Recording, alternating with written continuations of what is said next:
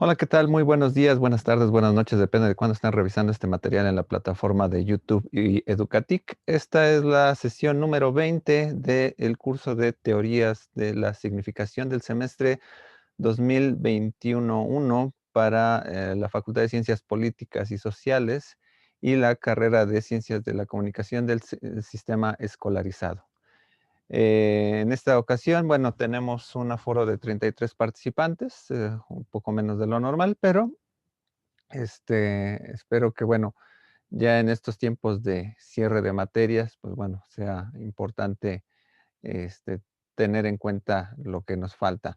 Les recuerdo que esta sesión está siendo videograbada, entonces para los asistentes que no desean ceder su imagen, pueden apagar su cámara, pero esto no resta la obligación de participar durante la sesión.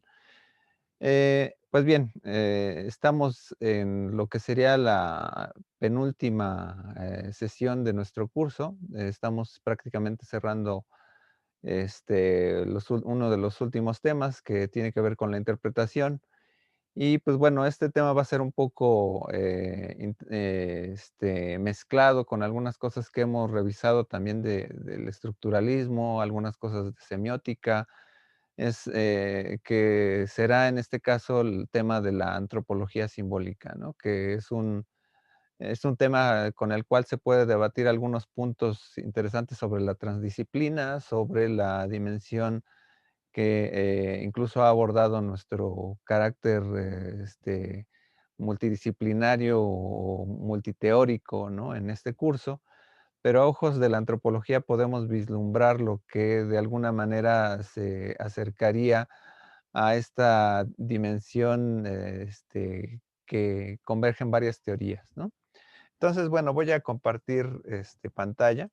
Entonces, este,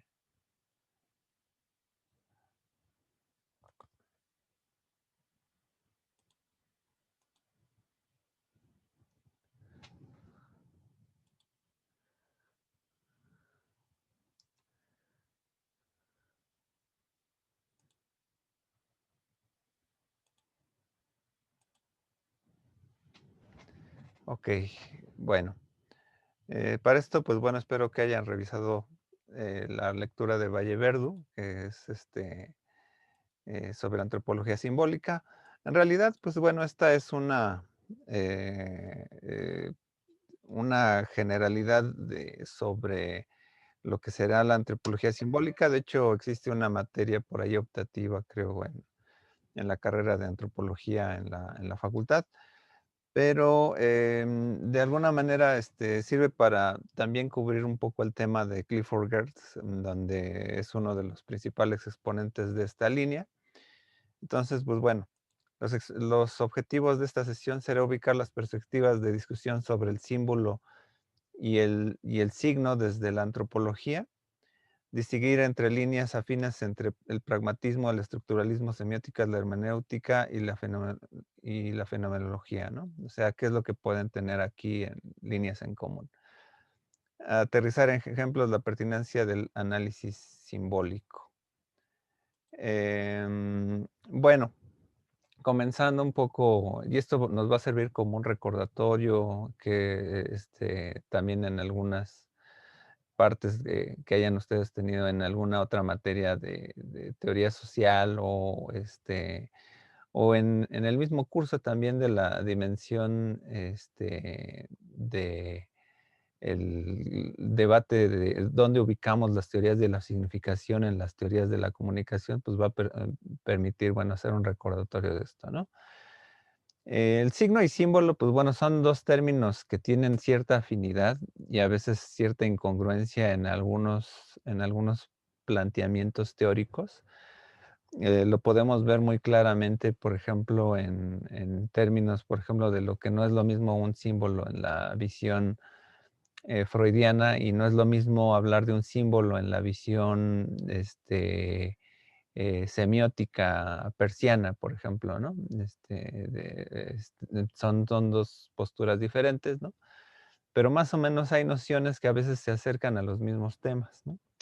Entonces, bueno, Dentro de varias perspectivas que han analizado el signo o el símbolo, podemos citar la primera, que sería la visión sociológica del conocimiento de Durkheim, que de alguna manera en las reglas del método sociológico hablaba de lo que son las representaciones sociales y que estaba vinculado muy de lleno con la lógica, aunque él de repente salta a la parte psicológica.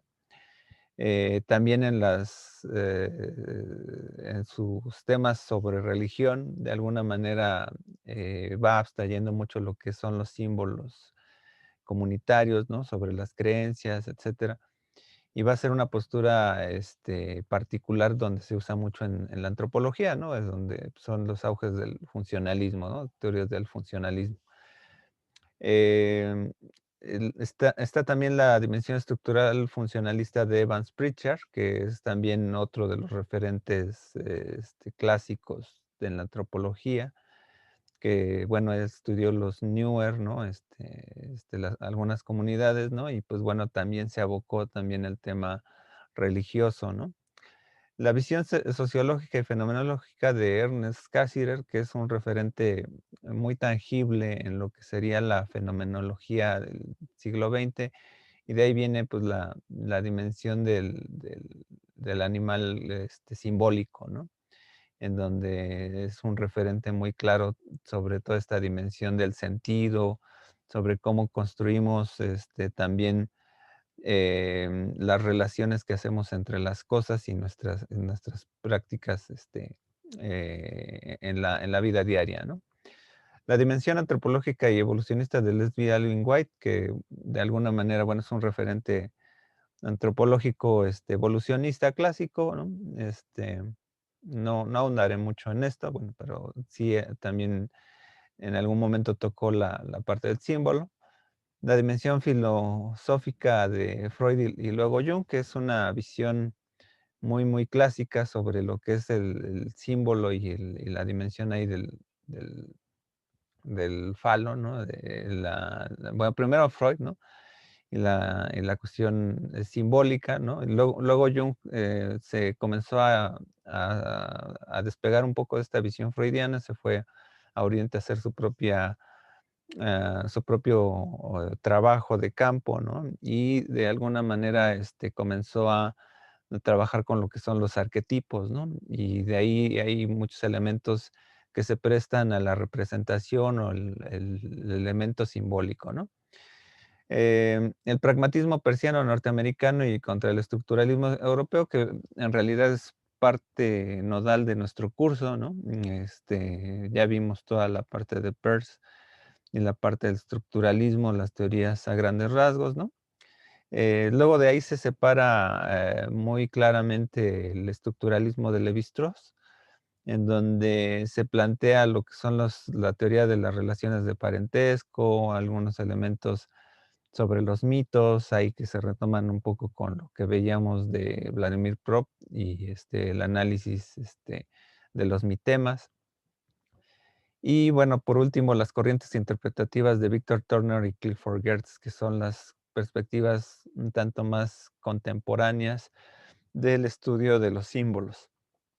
En general, pues bueno, todas estas líneas son referentes respecto del signo y el símbolo que se han tocado o se refieren en alguna parte antropológica del sujeto, ya sea una antropología, por ejemplo, pragmática como en Peirce, o por ejemplo, una antropología evolucionista como Leslie Alvin White, ¿no? O una antropología fenomenológica como de Cassirer, funcionalista como Pritchard o Durkheim, funcionalista también. Y pues bueno, el estructuralismo que se ve luego con Lévi-Strauss o las corrientes hermenéuticas de Turner y Clifford Geertz, ¿no? Entonces, de alguna manera, la antropología simbólica es un estudio en donde vea los símbolos de manera sistematizada, ¿no? Y que de alguna manera están relacionados con el problema de los significados. De aquí es muy, muy interesante revisar, ¿no? Que gran parte de la literatura que se aboca en la parte antropológica muchas veces tiene un carácter de análisis, etnográfico, etnometodológico, respecto de los contextos, de comunidades, diferentes al occidental, o incluso también occidentales cuando se hace, lo que se llama a veces la antropología urbana, etcétera.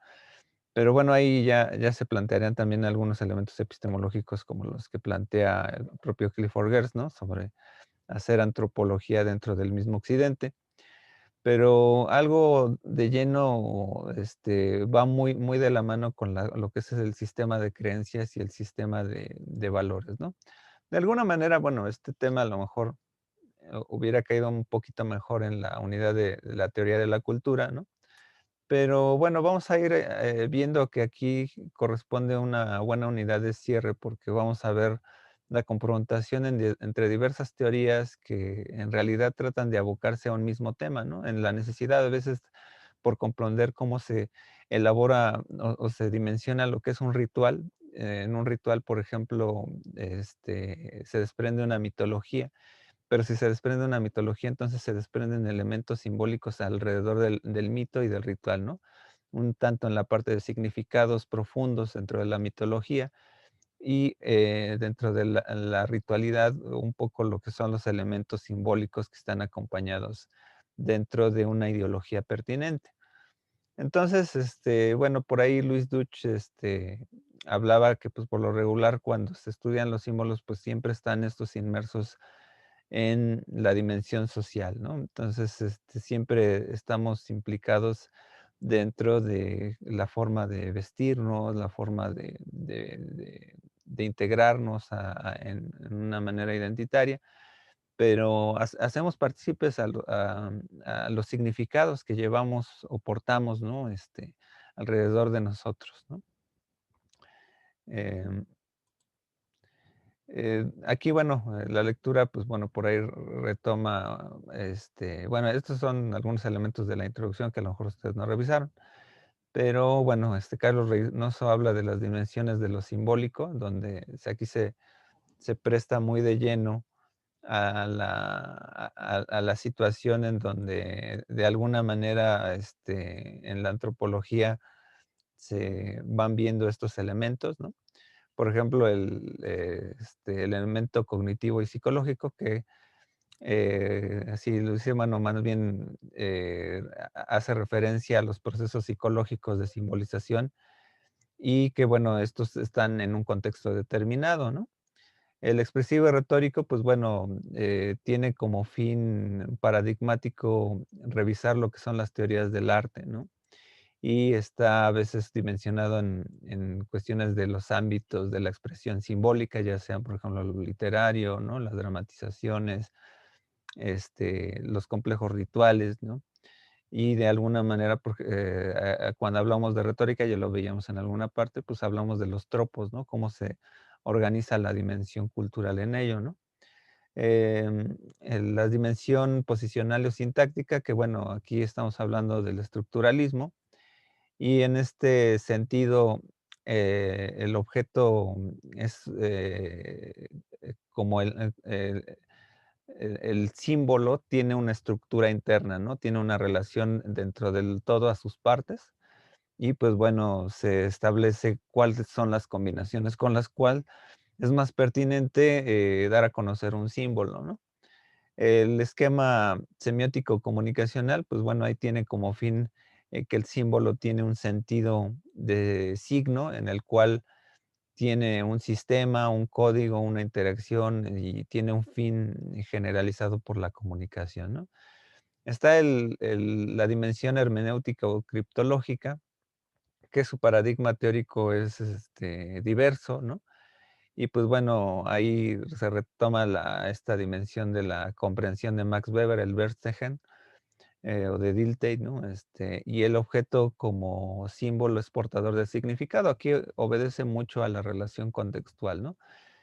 El sociológico o interaccional tiene como paradigma teórico la dimensión de el estructural funcionalismo en términos de que es un sistema dinámico, ¿no? y que el símbolo dimensiona lo que es la estructura social, ¿no? Y la estructura social implica el uso de símbolos. La dimensión holística, pues bueno, implica todos estos paradigmas de la ecología cultural y neoevolucionismo, donde pues el símbolo tiene una relación con el contexto mismo, ¿no? El contexto natural, ¿no? El contexto social. Se ve en una relación incluso también como la arqueología del paisaje incluso, o en relación con los elementos naturales que van de lleno, con los cuales se apropian elementos simbólicos, ¿no? Por ejemplo, la alimentación, por ejemplo, el lugar, ¿no? Por ejemplo, las condiciones, por ejemplo, de los cereales diversos con los que se representa el mundo, y está en relación por el propósito de una circunstancia exterior al símbolo mismo, ¿no? Eso implica lo que serían las manifestaciones simbólicas, ¿no? Es- en este carácter, bueno, va muy de lleno también otra parte, la relacionada, donde en la mayor parte de literatura, si uno se quiere meter al tema de los símbolos en la antropología, a fuerzas va a tener que tocar con lo que es la religión, ¿no? Aquí hay varios esquemas, ¿no? Los de Fraser con la rama dorada, ¿no? De Coulanges, Durkheim, ¿no? Evans Pritchard, Robertson Smith, ¿no? Entonces, donde de alguna manera todos aquellos se acercan a la ritualidad y cómo hay diversos elementos que están alrededor de cada objeto, ¿no? Que está en la realidad o en el uso cotidiano, porque implican significados profundos, ¿no? Pero eso también correlaciona a las personas, ¿no? La parte religiosa de religar a las personas a través de un elemento común. En esto, pues bueno, también se deriva luego también los temas de que son el intercambio simbólico, el mito, el ritual, por ejemplo, con Durkheim, Marcel Mauss y Huber, ¿no? Por ejemplo, de alguna manera esto luego lo va a retomar muy claramente lo que será Lévi-Strauss, ¿no? A través de Marcel Mauss, lo que es el intercambio simbólico, por ejemplo, lo que es el potlatch, ¿no? Por ejemplo, si yo, no sé, le doy a un amigo, ¿no? O es más, le doy a una persona, por ejemplo, un regalo, como que la otra persona queda como en una especie de deuda, ¿no? Simbólica, ¿no? Entonces, como que se queda desequilibrado el que da, ¿no? Entonces, cuando la otra persona recibe, ¿no? Establece una dimensión de entregarle, ¿no? Algo a cambio, ¿no? Es como, pero alrededor de nuestra vida, ¿no? Común, ¿no? La forma en que nosotros nos comunicamos, la forma en que nosotros establecemos contacto, pues también establece una especie de retroalimentación simbólica, ¿no? Si yo digo algo, es porque estoy esperando una retroalimentación claramente verbal o no verbal. Y entonces yo estoy estableciendo una vinculación entre dos personas, ¿no? En esto, pues bueno, viene todavía la cuestión en donde se establece, ¿no? Alrededor de la cultura, la cuestión del mito y el rito, donde el mito, pues bueno, obedece toda la profundidad simbólica que se va a ejercer en la actualización de la vida cotidiana o en la vida religiosa, por ejemplo.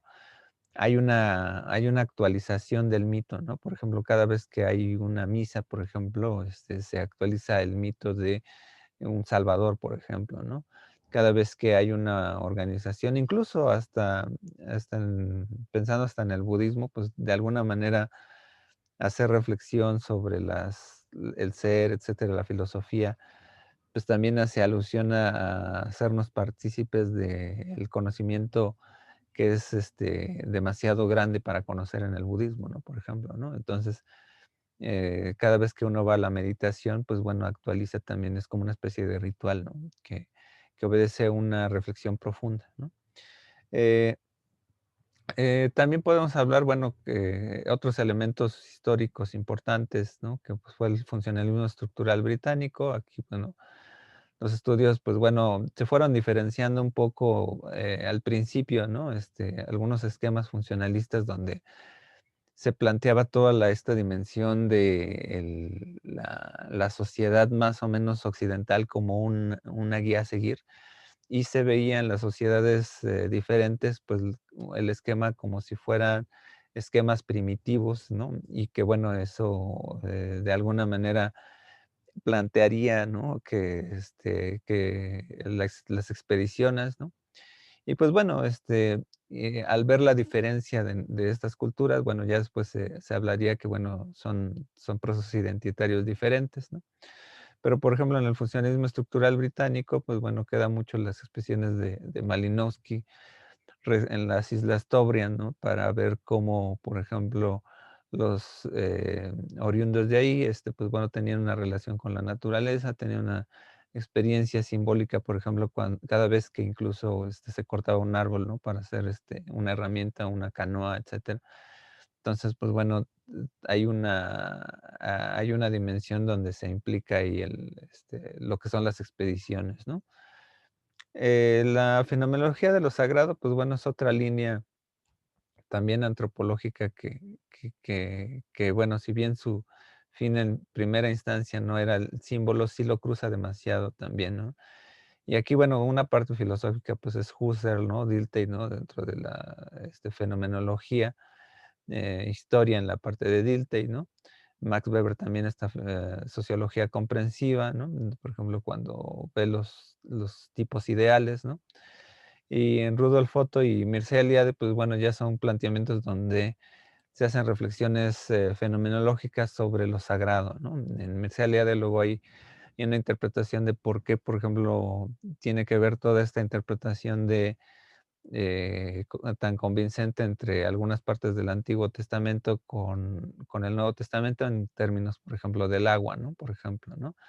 El paraíso oceánico, ¿no? En términos de la cruza del mar por los judíos, ¿no? Cuando huyen del faraón y pues bueno, el agua también es un símbolo recurrente en el bautismo, etcétera. Son implicaciones importantes, ¿no? En este sentido de que se toman en cuenta respecto de que bueno, son muchas cosas que también fueron influenciadas también por la parte de la escuela de los seranos, ¿no? De la parte junguiana, ¿no? Y los estudios arquetípicos, ¿no?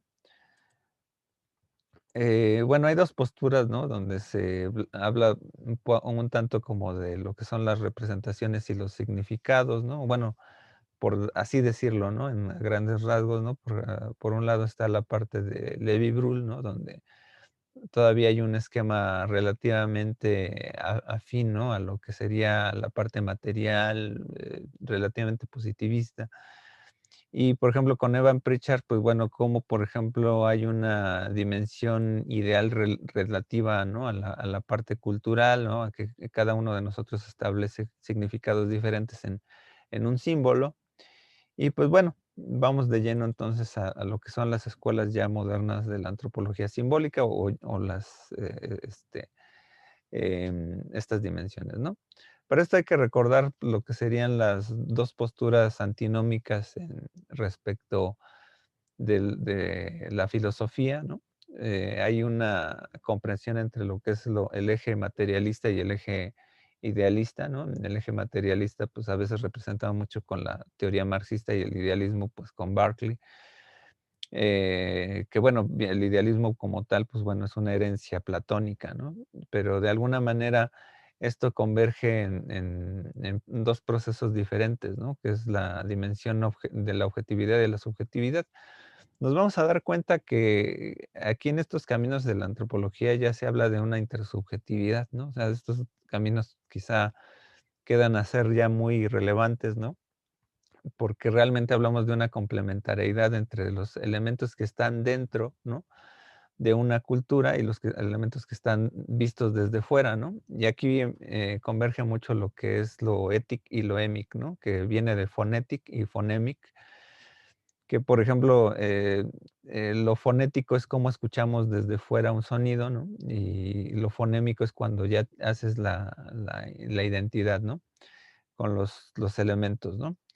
Entonces, en lo antropológico quedó esto por Kenneth Pike, en donde metafóricamente, cuando se hace trabajo de campo, y uno no conoce una comunidad, pues lo ve desde un punto de vista ético, ¿no?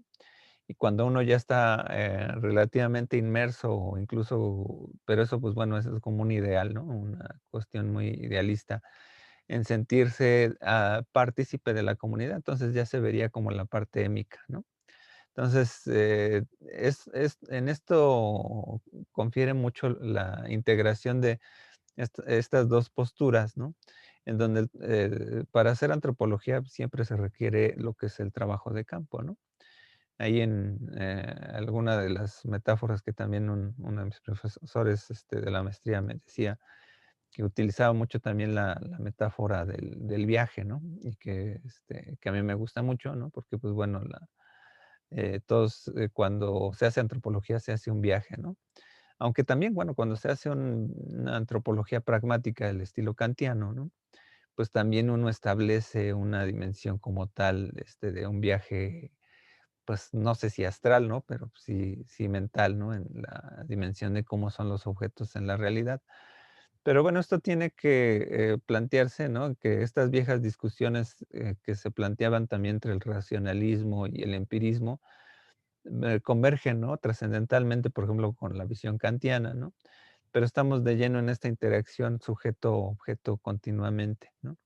Entonces, aquí vamos a hablar de que tratamos con 2 escuelas, ¿no?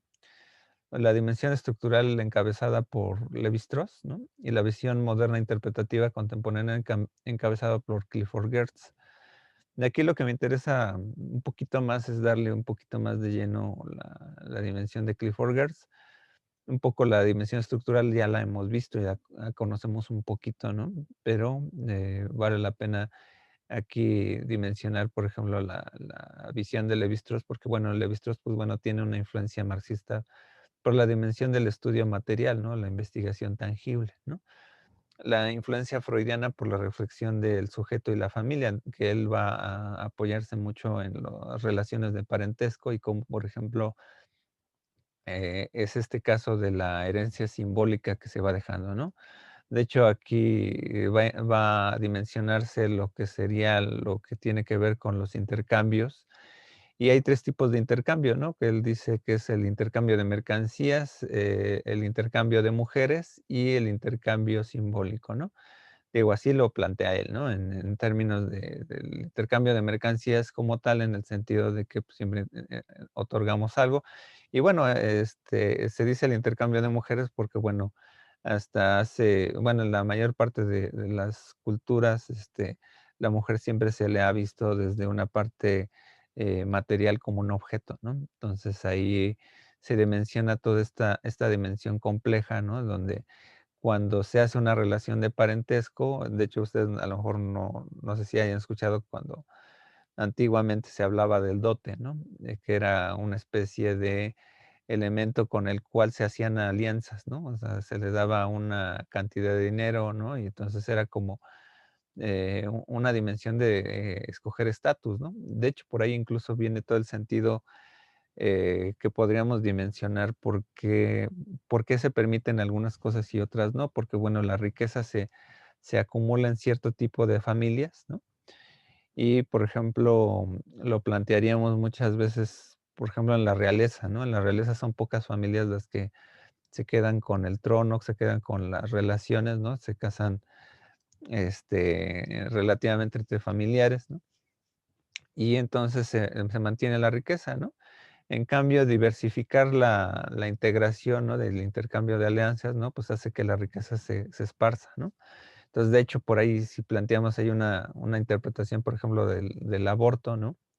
El aborto, pues, de alguna manera, el hecho de que existan más personas o que haya una sobrepoblación, hace que el valor, ¿no? De las alianzas, disminuyan en el términos de capital.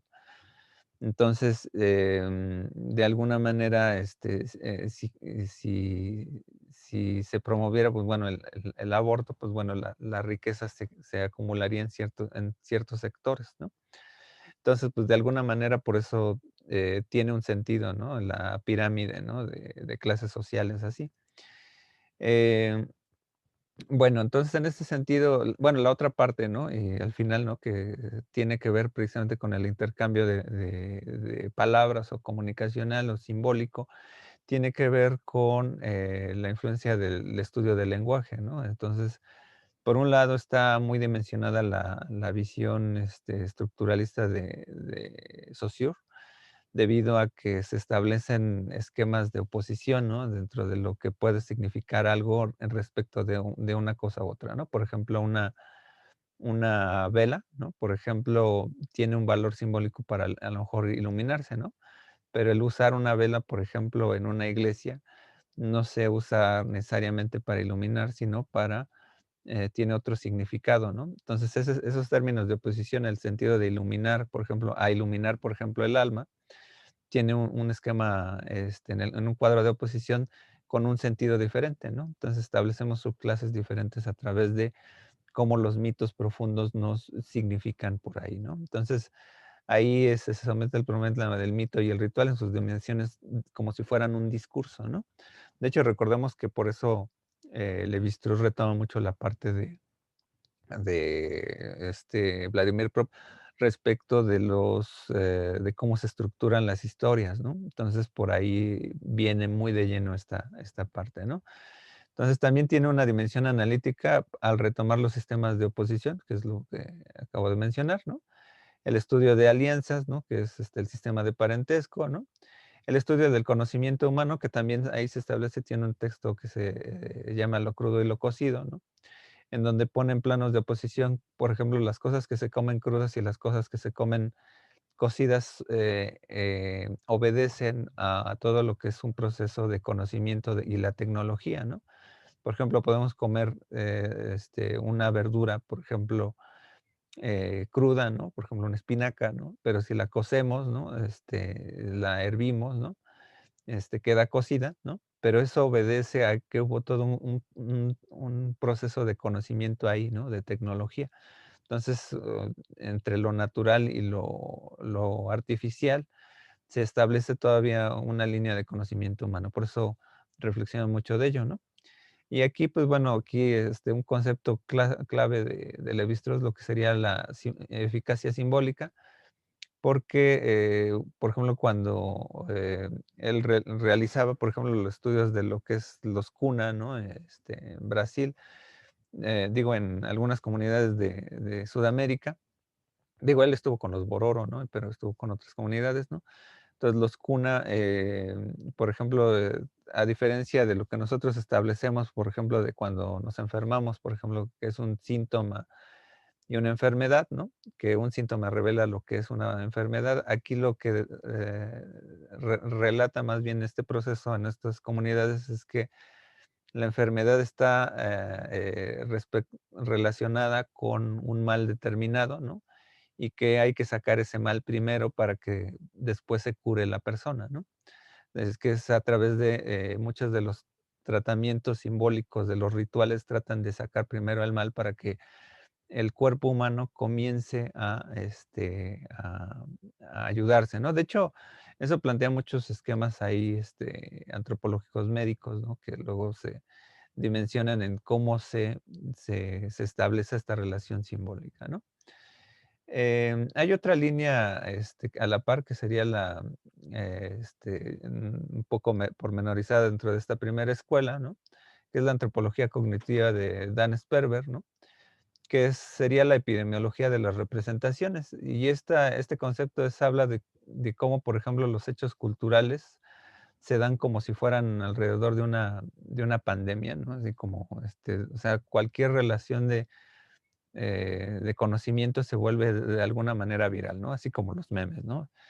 Eh, Establecemos que nuestra participación, ¿no? Establece un síntoma, ¿no?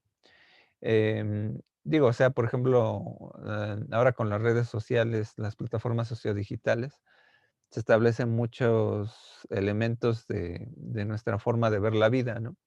Pero anteriormente, bueno, hablando de las redes sociales clásicas, ¿no? Cuando compartíamos un hábito, por ejemplo, en una escuela, ¿no?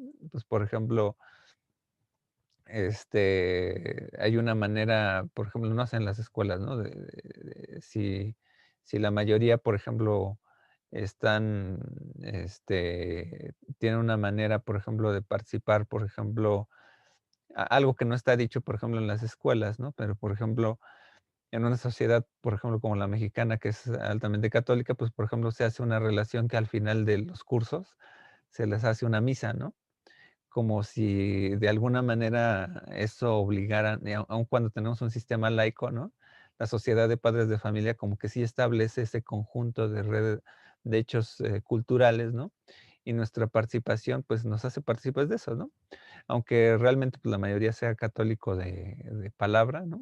De Navidad y de Semana Santa, pues realmente, establece un hecho cultural, o el hecho de incluso no ser partícipe de la misa comunitaria cada 8 días, ¿no? Pues también reflexiona, ¿no? Sobre cuál es el más peso del hecho cultural, ¿no? Entonces, en esto el símbolo, está relacionado con los hechos, ¿no? Con algo cultural, ¿no? Está vinculado con el conocimiento, así como que también, lo vinculaba también el propio Lévi-Strauss, pero en esta parte, está muy relacionado con lo que son las experiencias, ¿no? Y con cómo, por ejemplo, manifestamos a través de las experiencias una profundidad de las cosas, ¿no? Y él, divide lo que es el conocimiento en 2 partes, lo que sería el explícito y el tácito, que, por ejemplo, pues ahí nos dice el texto, ¿no? Que cuando nos aprendemos a saludar la mano, ¿no? Pues bueno, es una dimensión como tal aprendida por la experiencia y hacemos esa relación de significado, ¿no? Pero hay conocimientos tácitos, ¿no? Como por ejemplo, que puede ser intuitivo y de una manera deductivo para establecer muchas veces la profundidad, por ejemplo, de los refranes, ¿no? Un refrán, ¿no? De camarón que se duerme, se lo lleva la corriente, la profundidad de explicar todo eso, dice, tiene un sentido, ¿no? Al hacer la relación con el objeto, ¿no? Y uno lo puede explicar.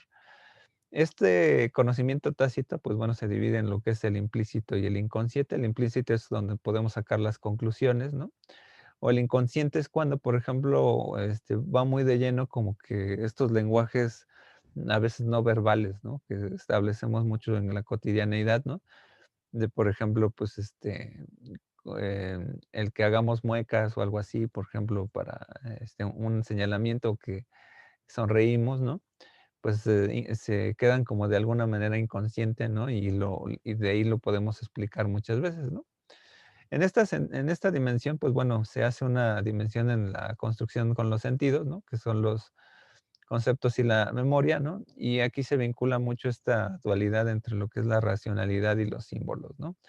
Que, él trata de dibujar lo que sería una tesis diferente entre si los conceptos establecidos, ¿no? De la racionalidad tienen un prepensamiento o una dimensión prerracional, ¿no? Entonces ahí muchas veces se decía si los símbolos eran primero que la racionalidad, pero en realidad están al mismo nivel. Bueno, aquí, bueno, en palabras más o menos que determina 3 elementos, ¿no? De Valleverdo. La interpretación simbólica no es una decodificación, sino una improvisación que se fundamenta en un saber implícito y obedece a reglas inconscientes, ¿no? Pues esto tiene que ver incluso mucho en la manera que las teorías bueno, la personalidad muchas veces se fija, ¿no? Alrededor de estos elementos inconscientes, ¿no? Y de ahí viene pues toda esta condición de cómo nos comportamos, ¿no? En la sociedad. El simbolismo es un dispositivo de tipo cognitivo independiente de los mecanismos de la percepción y del dispositivo conceptual. Participa en la constitución del saber y en el funcionamiento de la memoria.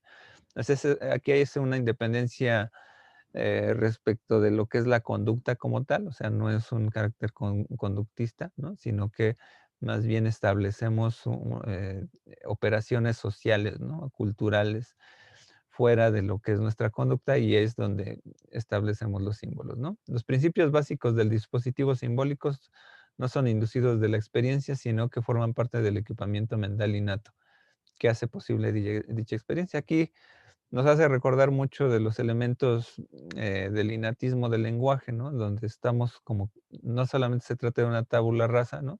Sino que estamos predispuestos más o menos a entender esquemas simbólicos. Esto nos da de lleno que nuestra conducción muchas veces está muy implicada, así como el animal simbólico, el Homo symbolicus, ¿no? En donde nosotros, si no hubiera símbolos, los tendríamos que usar, los tendríamos que inventar. Es una disposición natural de la comunicación humana. Entonces, llegamos a lo que sería la antropología simbólica norteamericana y británica, y que, pues bueno, esto de lleno surge de la pregunta, ¿qué relación tienen los símbolos como sistema cultural con la acción social, ¿no? Hay una especie aquí relativamente pragmática, ¿no? Y el autor parte de las ideas de Dolgin, Kepnitzer y Snyder, ¿no? Se puede plantear vocablos alrededor de la antropología simbólica como la ideología, ¿no? El proceso de cómo nos constituimos alrededor, ¿no? De esquemas de creencias y sobre ese sistema de creencias, en algunos momentos los captamos en nuestra personalidad y los usamos, ¿no? En la cultura como compartir todo esta relación de significados comunes, las creencias, como establecemos parte de lo que es la ideología, ¿no? Los elementos de la personalidad, cuando introyectamos todo esto, ¿no? Los procesos psíquicos, que bueno, ahí se dimensiona toda la parte freudiana, ¿no? Donde nos conducimos de alguna manera inconsciente o respecto de reglas de un super yo, ¿no? Y bueno, también se vincula mucho con una antropología pragmática de Kant y el significado por el significado mismo, ¿no? El tratar de deducir qué es lo que estamos haciendo, o a qué nos referimos cuando nos referimos de algo. Es una reflexión filosófica, ¿no? Sobre nuestros significados, ¿no? Y aquí, pues, por ejemplo, converge mucho esta idea clásica, ¿no? Del clásico arqueólogo que nos está diciendo qué es lo que significan las cosas, ¿no? O el antropólogo como si fuera un develador de mitos, ¿no? Un develador de cosas, como cuando vamos al museo y nos arrimamos siempre al guía de turistas, ¿no? A ver qué nos dice, como si fuera un saber mágico, casi, casi eso, ¿no? Nos devela cosas que están ahí, pero cuando lo planteamos, ¿no? En la sensopercepción, en los procesos cognitivos, pues hay una cosmovisión detrás, ¿no? Y un elemento posible con el cual nos podemos vincular más con los objetos que conocemos, ¿no? Entonces es un proceso ahí cíclico de conocimiento, ¿no? Entonces aquí vamos a ver un poco ya de lleno la visión de Clifford Geertz. Bueno, Clifford Geertz es todo un personaje en términos de su propuesta, ¿no? Tiene una influencia directa con algunos de los autores, ahora sí que ya hemos revisado en las clases anteriores, que sería por ejemplo, Paul Ricoeur, ¿no? La dimensión del tiempo y la narración, de la propia dimensión fenomenológica, ¿no? Husserliana, ¿no? Y entonces, lo que va a decir Clifford Geertz es que la cultura, funciona como un sistema, simbólico, ¿no? Con elementos compartidos y producidos por la vida social. O sea, los símbolos están dimensionados en únicamente este mundo de interacción social, ¿no? Entonces, cuando hay un significado se tiene que socializar para hablar de significado, ¿no? Tiene estos 2 textos, relativamente obligados muchas veces, ¿no? Para los que nos acercamos de lleno a esta postura de la antropología simbólica moderna, ¿no? Y que va de lleno con esta visión hermenéutica, ¿no? Que es la interpretación de las culturas, que son una serie de textos, ensayos, ¿no? Artículos y conocimiento local, ¿no? En conocimiento local hay un texto que se llama Los géneros confusos, en donde habla que, por ejemplo, así como se escribe un ensayo literario, ¿no? Tiene la misma complejidad casi, casi de un artículo sociológico, ¿no? Entonces, por ahí los géneros se confunden porque hay veces que hay ensayos que no logras determinar qué es el conocimiento que te da, ¿no? Y las metáforas que te está dando, ¿no? Y muchas veces cuando, por ejemplo, estamos estableciendo relaciones científicas o explicativas sobre cualquier fenómeno, a veces se toca de lleno muchas metáforas, ¿no? Por ejemplo, cuando se habla, por ejemplo, de un torrente sanguíneo, ¿no? Y se le quiere llevar a la experiencia, ¿no? Al lector. Se dice, pues un torrente, o al infante, ¿no? Por ejemplo, ¿no? Pues se le dice, no, pues un torrente sanguíneo es como, como una carretera con muchos autos, ¿no? Que quieren llegar a cierto lugar, ¿no? Y hay una especie de tráfico, ¿no? Entonces son a través de esas experiencias sociológicas, ¿no? Socializadas del significado que más o menos podemos ir entendiendo. Y de hecho, nos vamos a dar cuenta que entre lo factual y lo formal, ¿no? Por ejemplo, de la ciencia o por ejemplo de las matemáticas, de alguna manera se intuye mucho la parte experimental. Y esto va muy de lleno con la parte que hemos estado revisando con la parte de Heidegger o con la parte de Paul Ricoeur, ¿no? Entonces, de alguna manera es producto de esta emanación, ¿no? Entonces, dice Clifford Geertz que la cultura ya está interpretada, ¿no? El hombre ya es un animal inserto en redes de significación que él mismo ha entretejido, ¿no? Entonces, de alguna manera, lo que hace el hermeneuta o el antropólogo simbólico es tratar de ver cómo están unidas esas piezas, ¿no? Ese tejido, tratar de desentrelazarlo para tratar de encontrar cuáles son las relaciones con las cuales contextualmente se ha establecido ese significado, ¿no? Da mucha relevancia a lo que es la acción simbólica. Hay que ver, por ejemplo, cada símbolo en su interacción. Y de ahí que este concepto que maneja de la descripción densa, ¿no? La descripción densa es como cuando se está haciendo etnografía. Por eso muchas de las tesis, a veces antropológicas,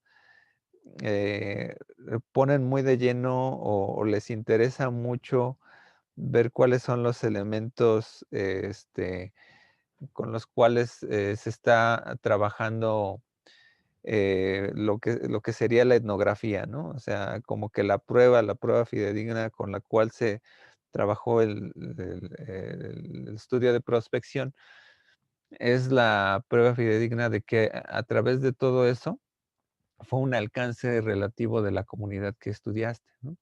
Entonces, con esa explicación es con la cual uno tiene de lleno para más o menos hacer relaciones con los símbolos que se están estableciendo, ¿no? Entonces, en ese sentido, la antropología es hermenéutica porque trata de dar orden a lo disperso, ¿no? O sea, hay veces en que si lo pusiéramos como en una tabla, ¿no? Tendríamos que tener así como nuestra lista de post-its, ¿no? Cómo estamos haciendo relaciones entre elementos, ¿no? Y haciendo, incluso, por ejemplo, las teorías de la conspiración son teorías que tratan de ubicar como que los detalles, ¿no? Por ejemplo, ¿no? Como darles relevancia, ¿no? Quizá ahí de lleno, pues no hay una comparativa muy ecuánime, porque son datos dispersos, ¿no? Y muy aislados, ¿no? Y pues bueno, en una dimensión hermenéutica clara tendríamos que ver lo que es recurrente, ¿no? O lo que es o lo que nos permite del contexto darle un sentido a nuestra interpretación, ¿no? Bueno, aquí, bueno, hay otras visiones que habla el texto, no las mencionaré todas, pero bueno, por ejemplo, la visión de David M. Snyder, ¿no? Donde dice que la cultura es un sistema de símbolos y significados, ¿no?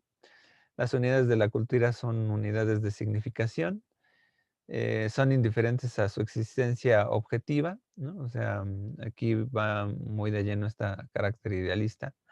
Se ve como un todo a la cultura y depende mucho de la visión etnográfica, o sea, de cómo conectamos con el sentido de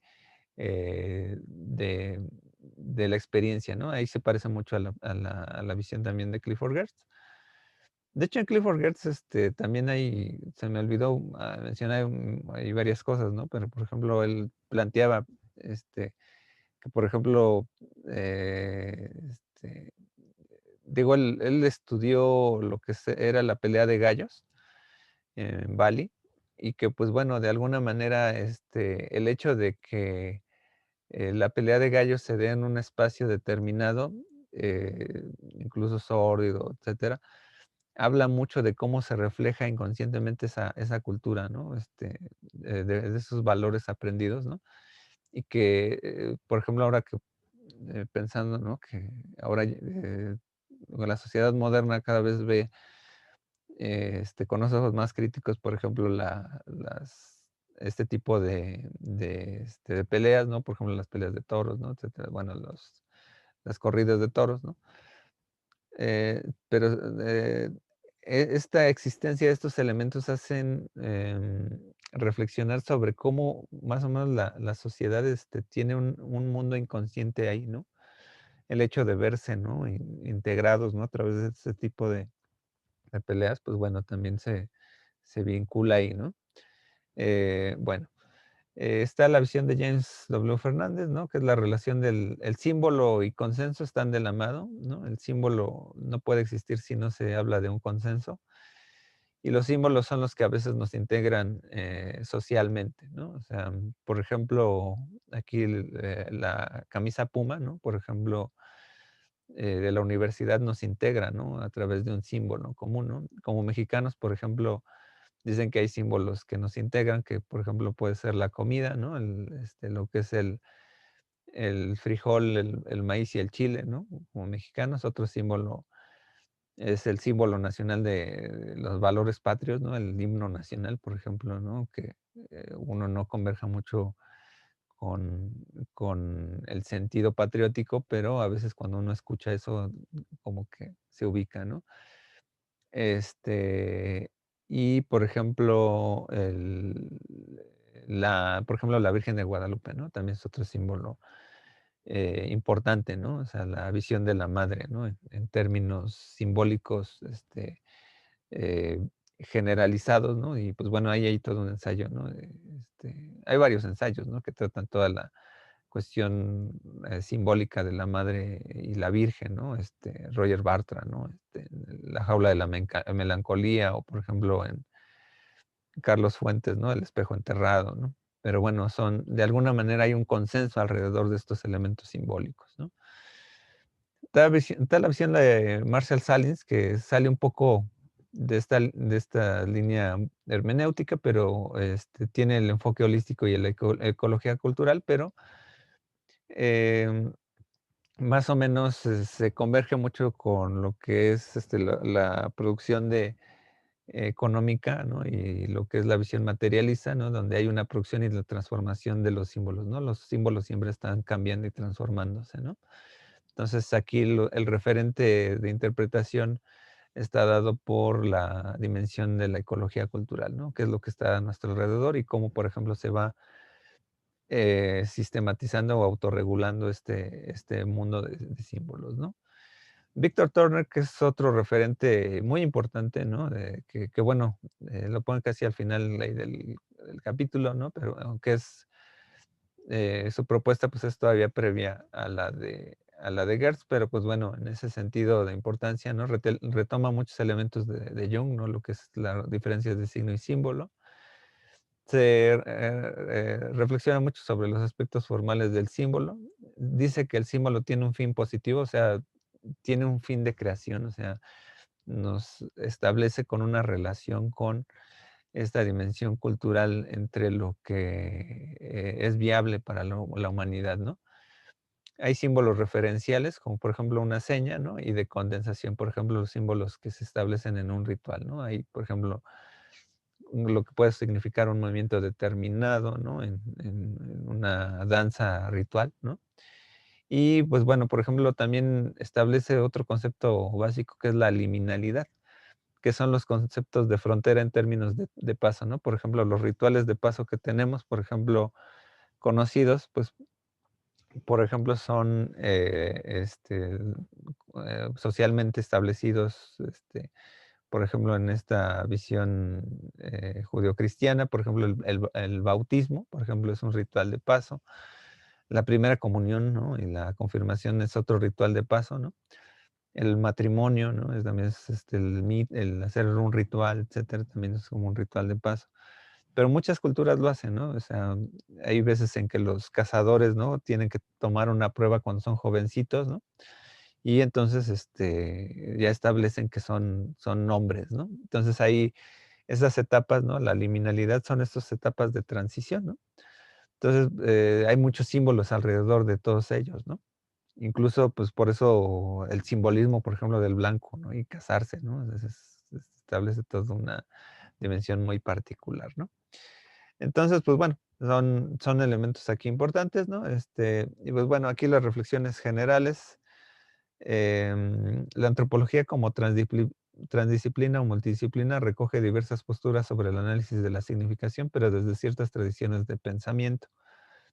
Durante el avance del siglo XIX y XX pueden vislumbrar diversas reflexiones sobre el símbolo como un alcance de la actividad social o religiosa, ¿no? O sea, la gran parte de la literatura sobre el símbolo muchas veces va a estar acompañada con fenómenos religiosos, ¿no? Es viable que muchos de los elementos vistos aquí sean afines a la gran diversidad de posturas que se han visto durante un curso de teorías de la significación para comunicación, lo cual permite ver que desde fuera que la reflexión sobre la significación de los significados trasciende varias disciplinas. O sea, el hecho de ver aquí que hay varias dimensiones teóricas, simbólicas, pues también obedecería un curso, ¿no? O sea, lo mismo que establecía cuando había planteado que, bueno, hablar de hermenéutica, pues bueno, es hablar de muchas visiones hermenéuticas, ¿no? Digo, la antropología simbólica, una cierta línea, lo que vimos con Gertz y relativamente con Turner, ¿no? Pues establecen una dimensión hermenéutica, ¿no? Pero hay muchas como la ecología cultural, ¿no? El neoevolucionismo, el estructuralismo, etcétera, ¿no? Pero, pues, bueno, de todas maneras, si están interesados, creo que por ahí está una materia en el plan de estudios de antropología que la pueden tomar como optativa, ¿no? La antropología simbólica alcanza diversas reflexiones filosóficas de antaño sobre el conocimiento humano y la realidad misma, pero se va enfocando a la reflexión sobre el ser humano y su actividad. O sea, siempre están inmersos los símbolos en el quehacer cotidiano, en la acción, ¿no? En la acción humana.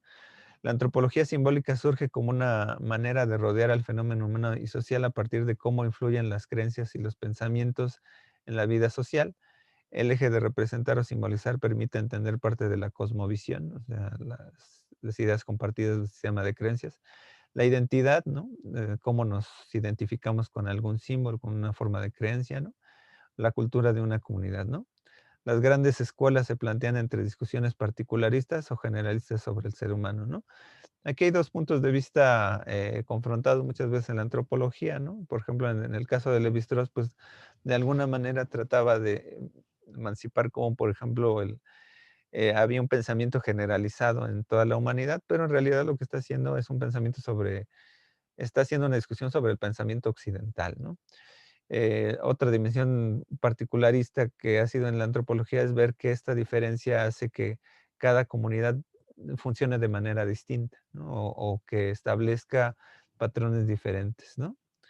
Eh, de la visión moderna se rescata a Clifford Geertz por su dimensión hermenéutica del mundo humano a partir de su complejo tejido interpretado, lo cual implica comprender el sentido de la acción alrededor del símbolo, ¿no? Aquí pues les recomiendo mucho revisar estos textos, ¿no? De conocimiento local o la interpretación de las culturas.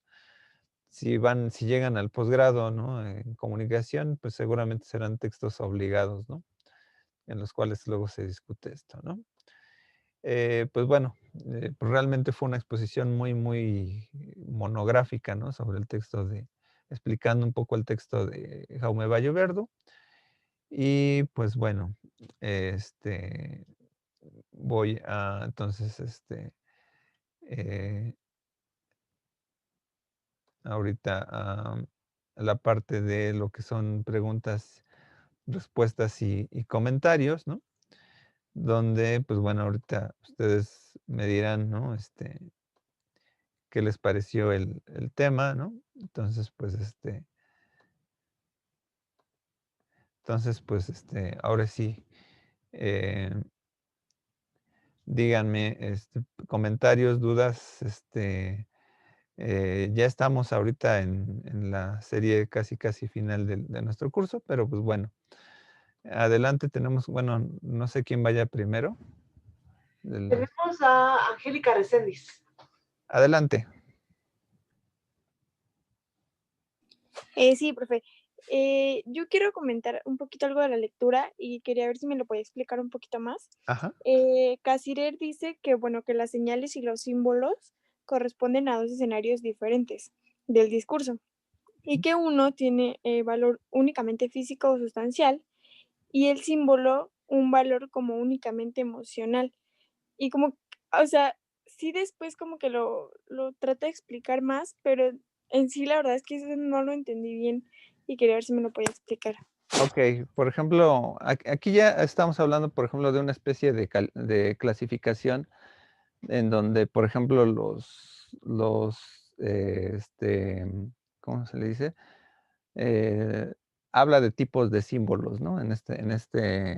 Bueno, habla de símbolos diferidos a otro tipo de elementos comunicacionales, como son signos, como lo serían las señales, ¿no? O sea, una señal puede ser material, ¿no? O sea, tú puedes, alguien puede señalar algo, ¿no?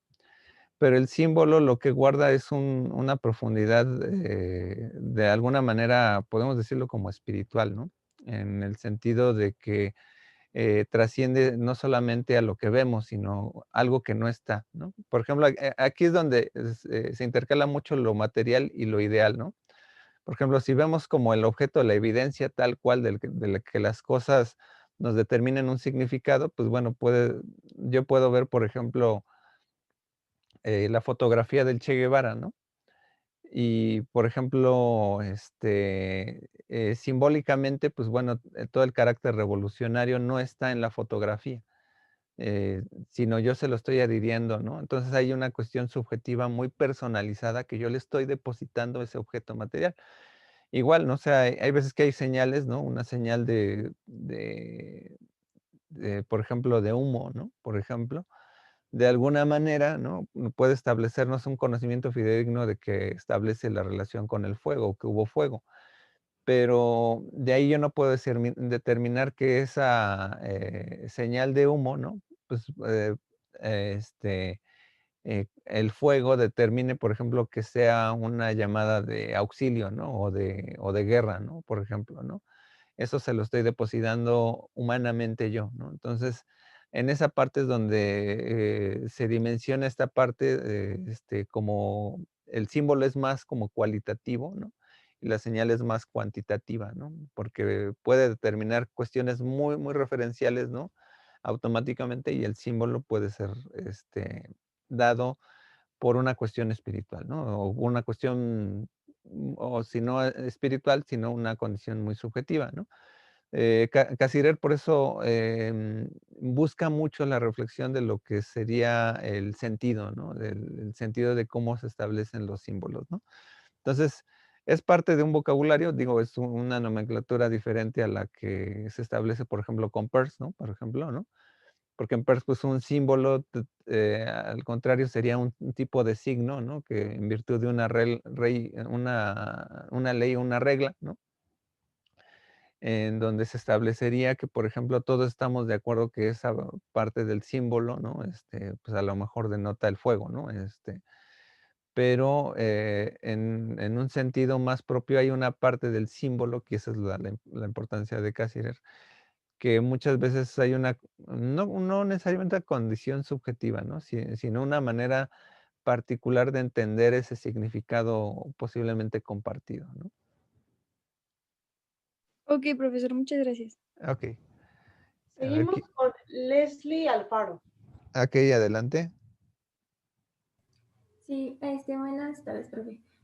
Bueno, yo nada más quería comentar que a mí se me hizo muy buena lectura porque creo que sí resume varias de los temas que vimos en el curso y pues sí me gustó mucho, pero hay una parte que no me quedó clara que es del autor Dan Sperber cuando dice que la interpretación no es de codificación, sino una improvisación, porque justo creo que se puede como un poco contraponer a lo que llegamos a ver con semiótica, que era como de codificar los símbolos y estos significados. Entonces, no entiendo cómo se da ese proceso de improvisación que decía que era como de lo que ya nosotros conocemos.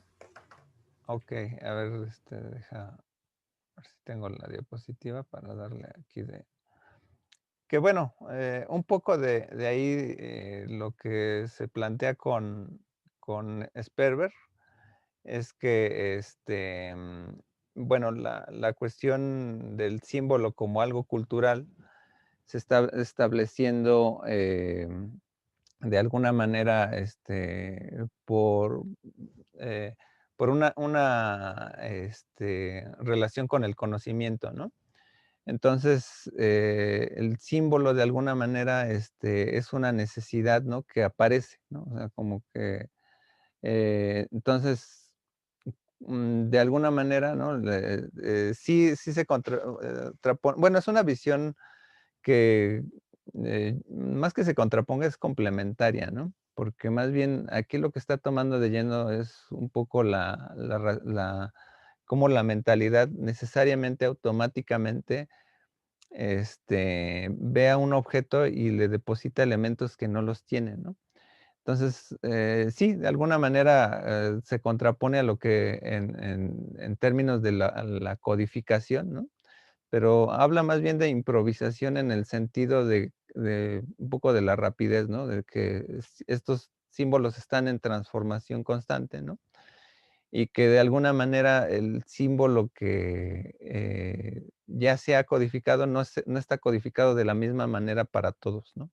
En esa parte es donde de alguna manera improvisamos nosotros, ¿no? O sea, no es lo mismo, y aquí, pues, de alguna manera se establece una relación intersubjetiva entre cómo, por ejemplo, cada uno de nosotros ve un símbolo, ah, porque hay una codificación universal, ¿no? Pero hay de lleno como una parte, por ejemplo, cuando hablamos em, hay aspectos particulares, ¿no? Por ejemplo, en la divinidad, ¿no? O en la religión, pues hay maneras particulares de entender, por ejemplo, un concepto tan abstracto como es el de Dios, ¿no? Donde, pues bueno, tú le puedes depositar ciertas cosas, ¿no? Pero lo que se intercambia, pues bueno, de alguna manera es una parte tangible, ¿no? Pero la parte de la improvisación tiene que ver con la inmediatez, ¿no? Del símbolo, ¿no? O sea, bueno, yo lo veo más bien dentro de ese punto de vista, ¿no? Como que tiene como improvisación en términos de inmediatez del símbolo, ¿no? Porque la codificación está más enfocada como al carácter lingüístico, ¿no? En términos de compartir el mismo código, pero hay veces en que los símbolos muchas veces llegan a tener un margen, ¿no? Aunque se trata de decir como más universal, hay una parte en que nosotros le depositamos un nuevo sentido, ¿no? Sí, es como, por ejemplo, yo pensé ahorita en el orgullo universitario, ¿no? Que pues yo creo que para cada uno, si en el momento por ejemplo, nos lo presenta usted, para cada uno de nosotros aportaría algo diferente, ¿no? Al momento. Gracias. Sí, sí, sí, exactamente. Sí, por ejemplo, la camiseta universitaria, pues bueno, puede ser diferente para uno que para otro, ¿no? Y de hecho, o la misma visión de la universidad, ¿no? Como símbolo, se gesta como va siendo tu experiencia, ¿no? La experiencia es importante en esto, ¿no? Muy bien, muy bien. ¿Quién más? ¿Quién Seguimos más? Alan Romero. Ah, no, sí, Alan Romero. Sí, Con su adelante. manita abajo. Hola, bueno, primero sería como comentar que sí, a mí me encantó la lectura y ahorita como que me surgió una duda con el conocimiento tácito, ya que menciona que es intuitivo y deductivo, pero no entiendo lo de que se divide en implícito e inconsciente. No sé si podría como que Ok, aclararme un poco eso. voy a pensar en un ejemplo, ¿no? Por ejemplo, eh, cuando, por ejemplo, llegas a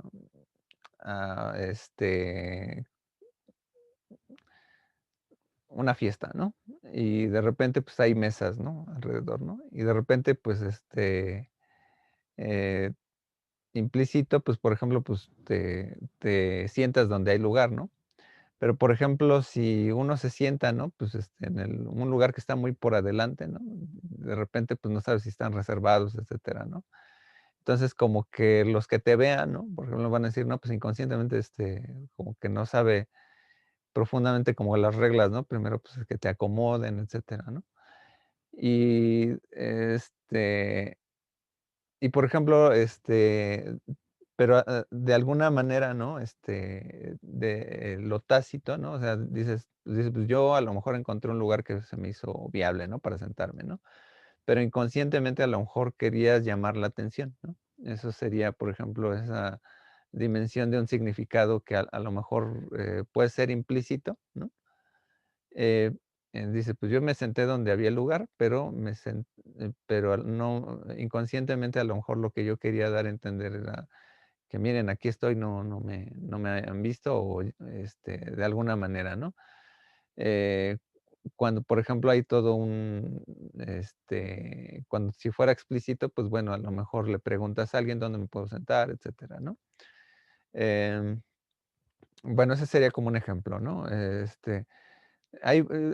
esta parte de lo tácito hay que hacer como inferencias, ¿no? Por ejemplo, muchas veces nuestras actitudes o de la personalidad a veces pueden reflejar cosas que a veces tú dices, es que yo necesito algo, ¿no?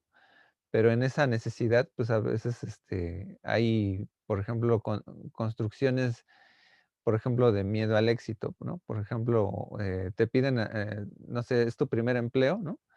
Y dices, pues bueno, voy a hacer lo que dice el manual, pero si llego con pero quiero llamar la atención para ser un buen trabajador, pero pues a lo mejor me salgo de las reglas del manual, ¿no? Y inconscientemente a lo mejor me saboteo, ¿no? Entonces ahí pueden haber estos dos casos, ¿no? O sea, son dos posibilidades, ¿no? Donde puede haber un conocimiento implícito en lo tácito puede ser implícito o inconsciente debido a que muchas veces resolvemos la profundidad de los aspectos que nos dejan o lo que yo estoy interpretando. Por ejemplo, voy a pensar en otro ejemplo. Si yo veo eh, que alguien, ¿no? Eh, tiene, no sé, la suástica, ¿no? Por ejemplo, ¿no? Y tiene la cabeza rapada, ¿no? Pero estoy, por ejemplo, en un lugar de Europa, pues como que me alejo, ¿no? De alguna manera, ¿no? Eh, este, eh, Como que intuyo, ¿no? Que pues bueno, puede ser peligroso porque puede ser una cuestión racial, etcétera. Pero inconscientemente muchas veces, a veces podemos alejarnos del peligro, ¿no? Como intuitivamente, ¿no? Dices, o por ejemplo, vas en la noche caminando y dices, pues, dices, por intuición, pues debo de irme por donde hay más luz, ¿no? Este, mm, y como que inconscientemente uno busca la seguridad, ¿no? También puede ser eso, ¿no? O sea, pueden darse en esas dos dimensiones que a veces no necesariamente lo razonemos, ¿no? Sino que vaya inmediatamente al inconsciente, que esa es una parte de lo que a lo mejor ahí se podría parecer un poquito a la abducción, ¿no? Como la hipótesis, ¿no? Pero como esa parte intuitiva que hay veces que la intuición es, bueno, como que ya lo razoné, pero la otra parte puede ser como, eh, este, posible, ¿no? ¿Está bien? Bueno, no sé si con estos ejemplos más o menos este, te haya servido. Sí, muchas gracias, ya me quedó más claro. Ok, muy bien. ¿Alguien más? ¿Comentarios? De hecho, ya estamos, pues cerrando casi casi lo que es el curso, ¿no? Digo, la siguiente sesión la voy a dedicar más bien a explicar la parte del trabajo final, ¿no? Y algunas cosas como de la calificación, etcétera. Pero, y algunos comentarios generales sobre el curso, pero bueno, ya que eh, me gustaría saber si de alguna manera, bueno, esta lectura es como de cierre, ¿no? Digo, fue como una cuestión que a mí me gustó esta lectura como para ver el tema de Girls también. Y bueno, de alguna manera, pues porque tengo algo de antropólogo, ¿no? Entonces también me gusta como retomar este tema, ¿no? en vinculación con la parte que hemos visto de significación, debido a que, pues bueno, gran parte de lo que hemos visto son posturas, ¿no? Y estas posturas a veces pueden converger o a veces pueden confrontarse, ¿no? Entonces, pues bueno, si alguien quiere ir comentando algo, ¿no? Sobre la relación de la lectura con lo que hemos visto durante el curso, también lo pueden hacer. O si tienen alguna otra duda, pues también, ¿no? No sé cómo vamos en el chat o por ahí. Ningún mensaje. Dice Diana Telles que si no puede ser hoy para adelantarlo. Supongo que lo de la parte del trabajo final. No tengo aquí cargado, ahorita todavía en la máquina un ejemplo, pero lo único que les puedo decir es que el trabajo final es una reflexión, ¿no? Sobre algún tema o un objeto, ¿no? Algo muy importante es definir, por ejemplo, que en todo trabajo académico, pues bueno, hacemos una especie de recopilación de lo que hemos visto, ¿no? De qué teorías voy a ocupar, ¿no? Para interpretar algo que yo tenga, ¿no? Por ejemplo, si yo quiero, muchas veces lo que parece el trabajo final es plantear un tema, ¿no? Como, eh, no sé, una película, ¿no? Pero de repente me analizan la película, ¿no? Pero no hay una metodología, ¿no? No hay una metodología clara, ¿no? O sea, dicen, no, pues esta película trata de esto y al final hacen como una monografía, ¿no? Entonces lo que quiero es que, por ejemplo, si analizan, por ejemplo, una película, por ejemplo, dicen punto de vista estructural de Greimas de la película y punto de vista de alguna otra teoría, por ejemplo, hermenéutica, ¿no? De la cultura, ¿no? Por ejemplo, de Gertz, ¿no? Entonces, por ejemplo, ahí en el trabajo van a poner en la introducción, pues, por ejemplo, de qué se trata el objeto que estudiaron, la película, bla, bla, bla. Y luego, pues, van a poner como que de alguna manera las teorías que ustedes consideraron, ¿no? Por ejemplo, de dónde viene la teoría de Greimas, qué son los actantes, bla, bla, bla. Y, por ejemplo, de Clifford Geertz, pues, por ejemplo, esta visión de los símbolos, bla, bla, bla, bla, ¿no? Y luego en el desarrollo lo que establecen es una especie de análisis o ensayo, ¿no? Respecto de cómo ver, por ejemplo, la dimensión el- de cuáles son los actantes de la película, ¿no? Y, por ejemplo, los significados o símbolos profundos de la película que están ahí de lleno, ¿no? Con Gertz, ¿no? Y unas conclusiones que sean, por ejemplo, en la plataforma van a aparecer como unas preguntas, ¿no? Como decir, si el tema se agotó, si el tema se fue totalmente superado, etcétera, ¿no? Por ejemplo, aquí, o con lo que vimos, por ejemplo, se puede hacer un análisis estructural, hermenéutico, ¿no? Por ejemplo, con la visión de Lévi-Strauss, ¿no? Y por ejemplo, con la visión de Gertz, ¿no? Por ejemplo, es una visión de la antropología simbólica, ¿no? Entonces yo más o menos recupero, por ejemplo, de la lectura como que pongo mi resumen, ¿no? Como que mi marco teórico y de lo que yo vea, ¿no? De la película o de un cartel o de algo, ¿no? Pues establezco esos patrones, ¿no? Digo, aquí va a ser mucho la riqueza de que ustedes combinen al menos dos posturas o dos teorías, ¿no? Pueden ser estructural solamente, ¿no? Por ejemplo, pueden mezclar Roland Barthes y Greimas, por ejemplo. Pero de ahí de alguna manera pues va a ir de lleno viéndose esto, ¿no? Yo lo que me gustaría, pues bueno, más o menos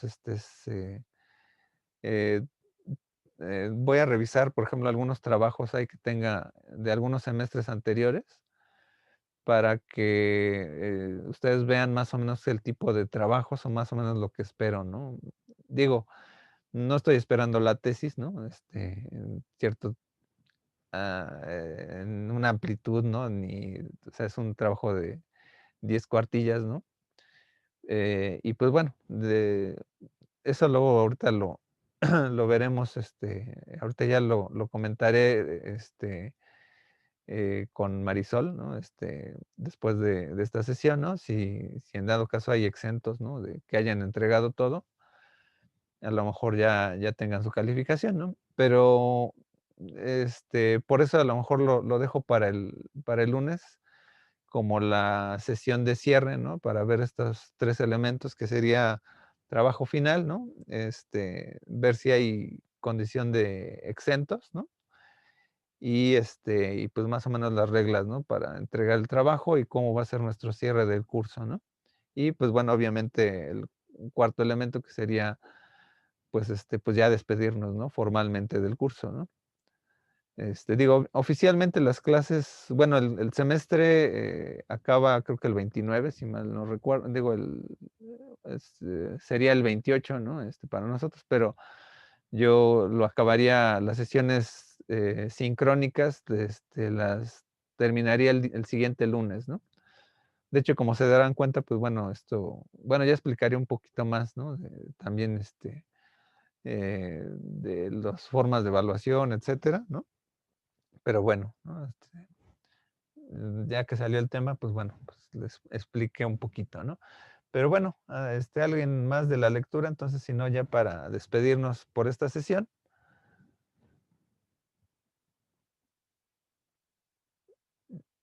Parece que no, ¿verdad?